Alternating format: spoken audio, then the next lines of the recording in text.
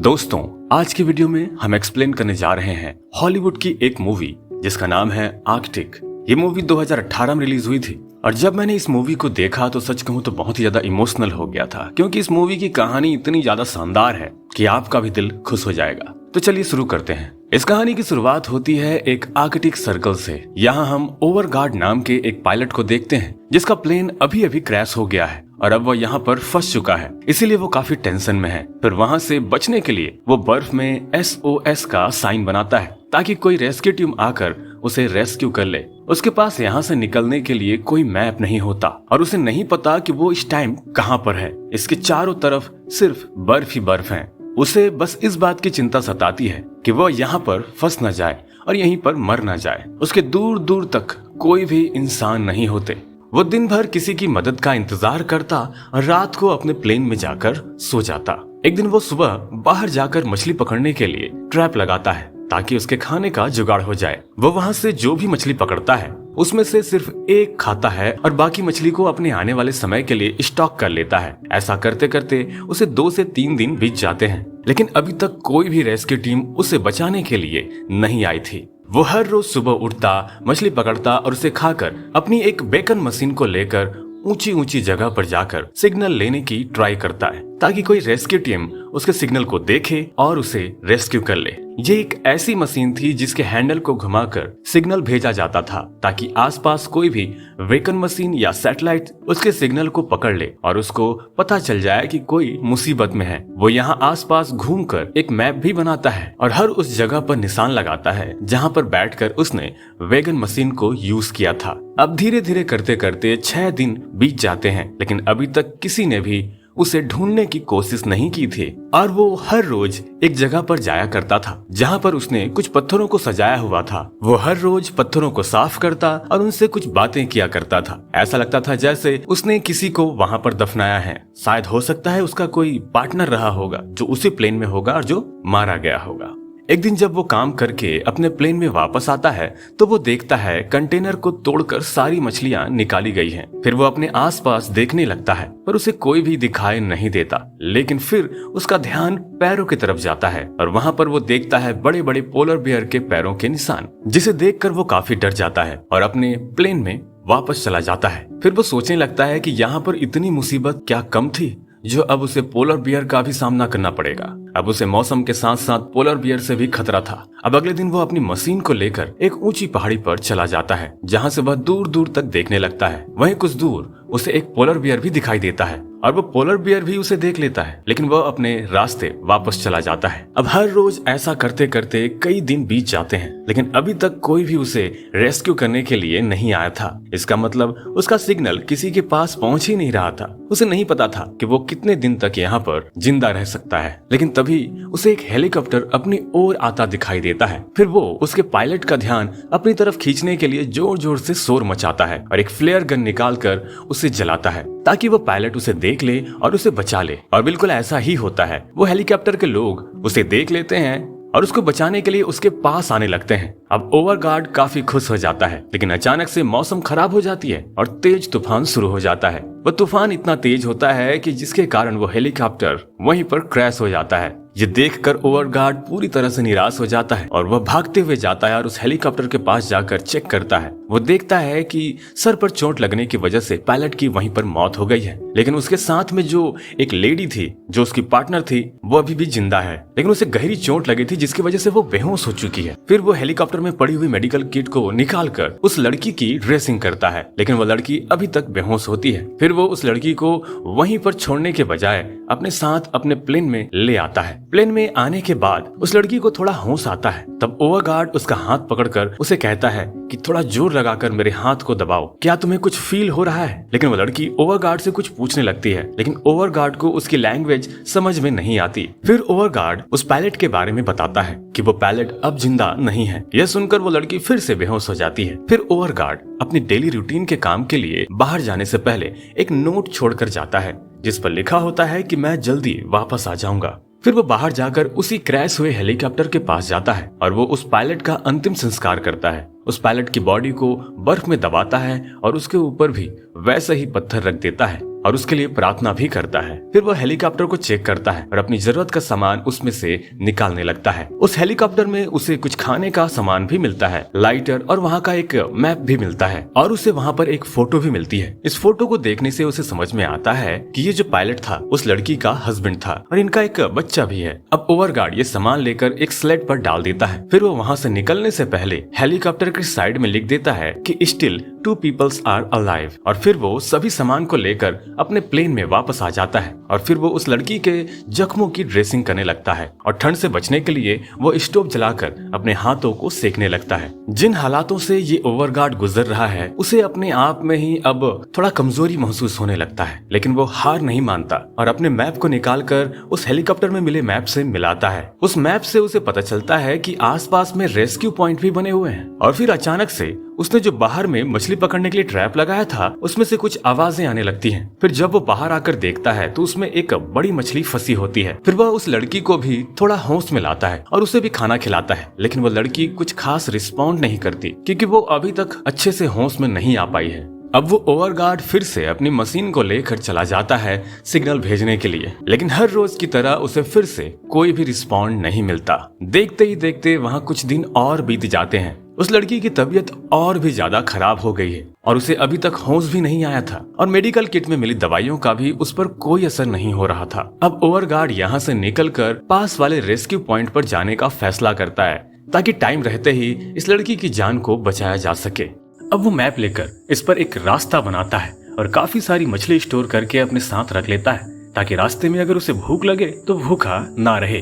और वो अपने साथ काफी सारा जरूरत का सामान भी ले लेता है और उसे एक स्लेट पर रख लेता है और उस लड़की को भी उठाकर अपने स्लीपिंग बैग में डालकर स्लेट के ऊपर रख लेता है। फिर वो वहां से निकलने से पहले वो अपने प्लेन के अंदर उस रेस्क्यू पॉइंट का एड्रेस लिख देता है ताकि अगर कोई टीम आए भी तो उन्हें पता चल जाए कि ओवरगार्ड किस रास्ते से गया है और कहां पर गया है। अब आखिरी बार वह अपने प्लेन को देखता है और स्लेट को अपनी कमर से बांधकर आगे की तरफ चल पड़ता है। अब वो बर्फ पर लगातार चलता रहता है और वो बार बार उस लड़की को भी संभालता है। वो उस लड़की को पानी पिलाता है ताकि उसकी तबीयत और भी ज्यादा खराब ना हो जाए। वो रास्ते में उस लड़की से बात भी करता रहता है ताकि उस लड़की को ऐसा ना लगे कि वो अकेली है।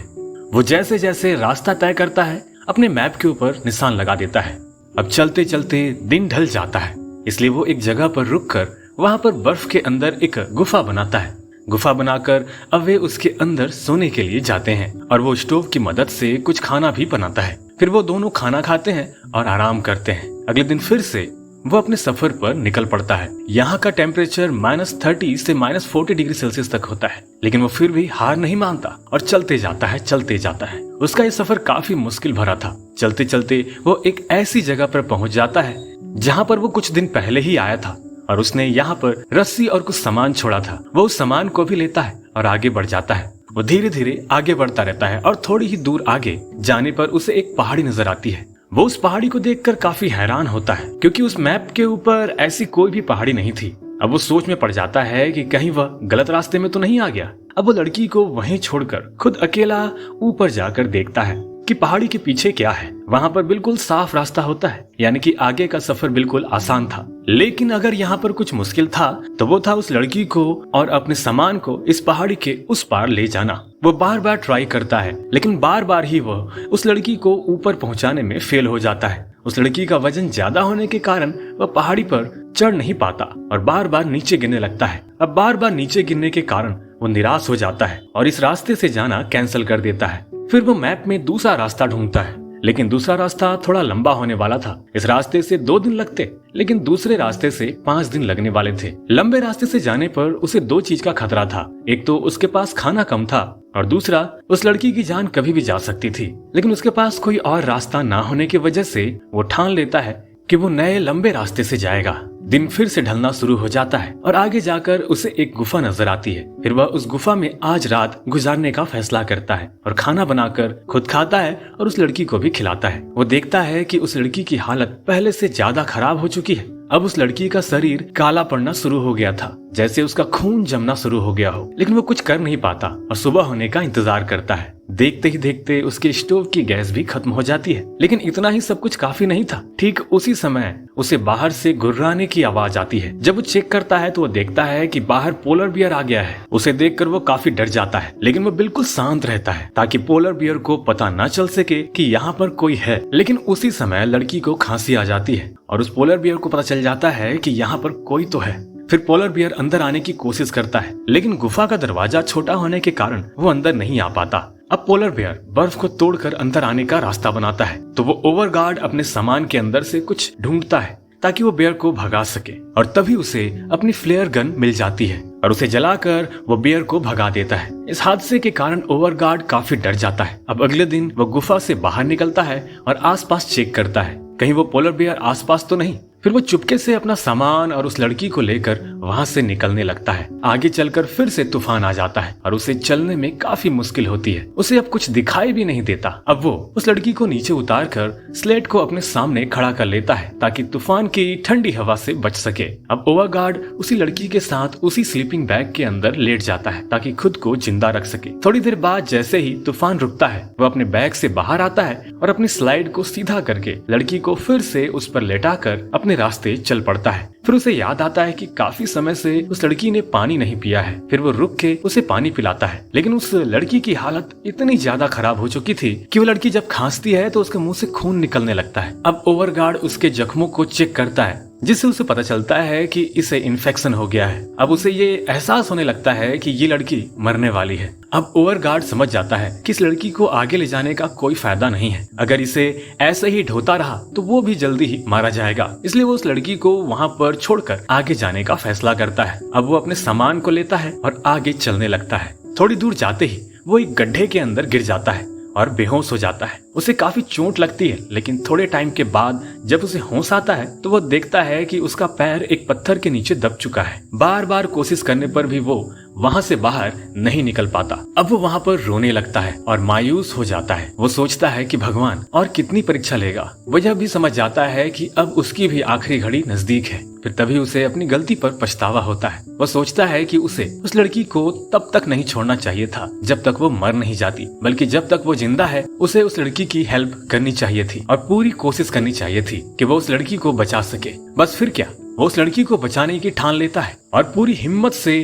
उस गड्ढे से बाहर आकर उस लड़की के पास पहुंच जाता है। उसके पांव पर चोट भी लगी होती है और उस चोट के ऊपर एक कपड़ा बांध लेता है। वो वापस उस लड़की के पास जाता है और उसे चेक करता है। वो देखता है कि अब उस लड़की को थोड़ा होश आ गया है। वो लड़की उससे बात भी करती है। अब ओवरगार्ड को अपनी गलती पर पछतावा होता है और वह उसे सॉरी बोलता है और अपने सामान और उस लड़की के साथ फिर से आगे निकल पड़ता है। अब वो लड़खड़ाता हुआ एक डंडे का सहारा लेकर आगे बढ़ता है और फाइनली रेस्क्यू पॉइंट में पहुंच जाता है। वो सामान और लड़की को वहीं छोड़कर खुद एक ऊंचाई पर चढ़कर देखता है। उसे पास में एक हेलीकॉप्टर नजर आता है। उसे देखकर उसमें एक उम्मीद की किरण जागती है। अब वह वापस आकर उस लड़की को और सामान को लेकर फिर से ऊपर आता है। ऊपर आने के बाद वो चिल्लाने लगता है ताकि उन लोगों की नजर उस पर पड़ जाए और वह उसे रेस्क्यू कर ले। और साथ ही वो एक फ्लेयर गन भी जलाता है ताकि रेस्क्यू टीम का ध्यान इन लोगों पर जाए। लेकिन उन लोगों का ध्यान इनके ऊपर नहीं जाता और वो हेलीकॉप्टर को लेकर वहां से जाने लगते हैं। अब ओवरगार्ड अपनी जैकेट को निकालता है, फ्लेयर गन से उसमें भी आग लगा देता है और फिर उन लोगों की तरफ इशारा करने लगता है। लेकिन वो हेलीकॉप्टर दूसरी दिशा में जाने लगता है। अब ओवरगार्ड उस लड़की को भी बैठाता है और एक साथ चिल्लाने लगते हैं। लेकिन वो हेलीकॉप्टर वहां से निकलकर एक पहाड़ी के पीछे चला जाता है। अब ओवरगार्ड ये देखकर काफी निराश हो जाता है और उस लड़की का हाथ अपने हाथ में पकड़कर वहीं पर लेट जाता है और रोने लगता है। लेकिन तभी उनके पीछे हेलीकॉप्टर आता है और उन्हें रेस्क्यू कर लिया जाता है। दोस्तों, उन दोनों की जान इसलिए बच पाई क्योंकि ओवरगार्ड ने हार नहीं मानी थी। अगर वो हार मान लेता और रास्ते में ही कहीं रुक जाता तो आज उनको रेस्क्यू टीम ढूंढ नहीं पाती। इसी तरह हमें भी कभी हार नहीं माननी चाहिए। हमें हमेशा हालातों से लड़ते रहना चाहिए। एक न एक दिन जीत हमारी होती ही है। दोस्तों, अगर आपको यह स्टोरी अच्छी लगी है तो प्लीज वीडियो को लाइक और चैनल को सब्सक्राइब करके हमारा भी हौसला बढ़ाएं ताकि हम भी अपना हौसला ना हारें और हमेशा आगे बढ़ते रहें। स्टोरी को अपने दोस्तों के साथ शेयर करना ना भूलें। तो दोस्तों, मिलते हैं अगले वीडियो में। आप सभी का धन्यवाद।